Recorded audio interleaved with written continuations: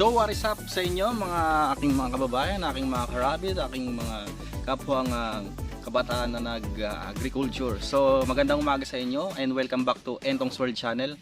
So bali ngayong araw is pag-uusapan natin ay about sa aking bagong bili or bagong breed ng rabbit na nakuha ko sa El Salvador Rabbitry, which is yung purebred na American Blue. So stay tuned at panoorin niyo tong video na to. So good evening, andito tayong ulit sa El Salvador Rabbitry. So pipick upin natin yung order natin na American Blue. So ayan, pasok tayo sa rabbitan. Good evening sir. Good evening po. Ayan si Sir Eagle. So andito tayo ngayon sa House of Blues niya. Ayan, nagpapainom siya ng tubig. So guys, yan yung mga update sa rabbit ni Sir Eagle.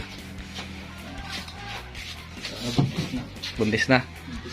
Positive na. So ito yung 20 days na eh. 21 days wala. So ito yung California ni Sir Eagle. Baka manganak ng 12 no. Bawi-bawi. Oh. Lamis na ko yung Yan, oh. baliw. Umumulting oh. Nagmo-mold daw sila. Multing, papalit na, lalabas ang totoong kulay ng American Blue. Yan ang American Blue. Lamis. So yan, napa-stud na rin daw yung mga yan. Tested na. So pag nanganak ulit, additional income. Sa mga gusto mag-breed ng mga rabbits, madali lang buhayin, madaling maintenance. So syempre kailangan seminar pa rin. Hingi ng advice sa mga breeders, yung mga nauna. Yan. So guys, yan na yung order nating American Blue. Yan. So wala pang 2 months yan no kaya? Wala pa. Yan. 1.5 na siya. 1.5. So guys, sa mga gusto mag-avail ng pure American Blue, dito tayo ngayon pupunta sa El Salvador Rabbitry. Dito sa Barangay Samput, Paniki, Tarlac. So sa mga gusto mag-avail ng pure breed na American Blue, punta kayo sa page nila dito sa El Salvador Rabbitry.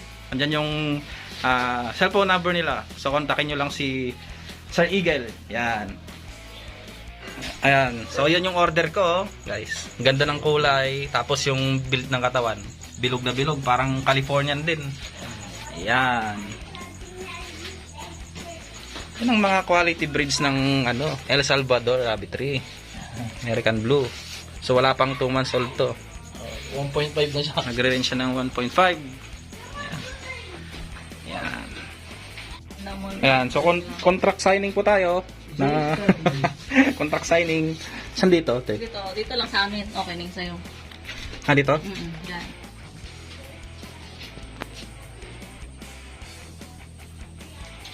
Yan. Tapos ito. Hindi ka naglag to. Patabi. Pipicture mo na kami. So pipicture lang kami saglit ha. So yan yung video namin last night. So bali ngayon is pag-uusapan naman natin kung saan nagmula ang breed na American Blue Rabbit. So saan nga ba nagmula ang American Blue Rabbits or AmBlue? So basahin natin yung istorya. The American Blue Rabbit breed is over 100 years old and was created in California by a man named Mr. Louis H. Salisbury. To develop this breed, it is believed that some of what he used included Blue Flemish Giants, Blue Viennas na ngayon ay nag-extinct na raw, Blue Beveren, and Blue Imperials na ngayon nag-extinct na rin. When this breed was first developed, it was called German Blue. So German Blue daw yung unang tawag sa kanya. Pero after World War II, there was a general animosity against Germans. Many families have changed their names, including my own, to sound less German. My father's side of the family used to be JL and became Dahl. Likewise, the name of this rabbit breed was changed from German Blue to American Blue. So doon nagmula from German Blue to American Blue.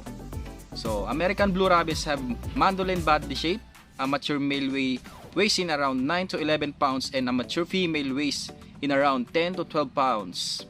So yung American Blue rabbits, pwede siya sa meat or pwede siya sa pet type. So bali pag makikita nyo yung color niya, talagang maganda siya, especially lalo pag mga kids pag tumatanda kasi meron yung minsan yung buhok niya nagiging parang mukhang sunog, yung parang sa mga blunt ganon.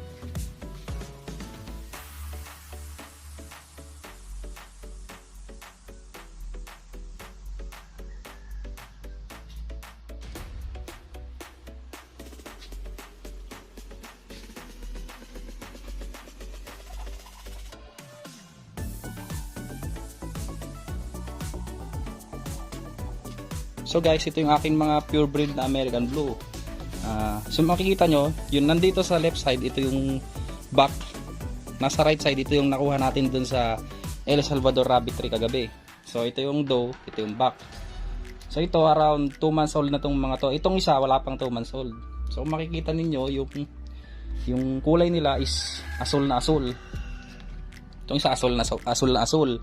Itong nandito sa itong back, medyo ito yung sinasabi kong medyo nagkukulay parang blonde yung buhok niya dahil habang tumatanda. Ewan ko, hindi ko rin alam explanation dun eh.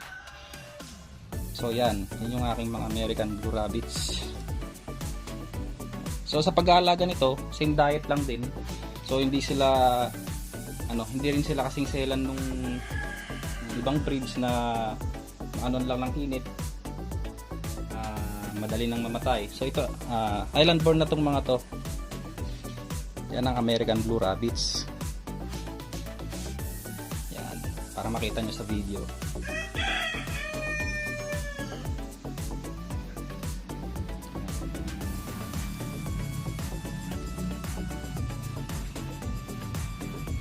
Sa mga balak mag-alaga nito, andun naman yung sa page nila, El Salvador Rabbitry. So itong akin future breeder pa lang to.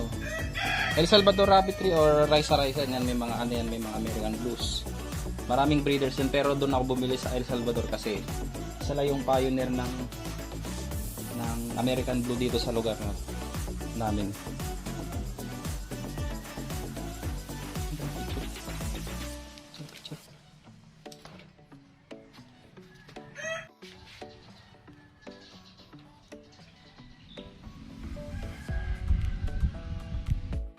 So yan lang muna sa ngayon. Sa mga nanonood na aking video, maraming salamat po sa inyo. And sa mga hindi pa po nakasubscribe sa aking YouTube channel, sana po mag-subscribe kayo at para ma-update kayo sa aking mga bagong videos. So see you on my next vlog.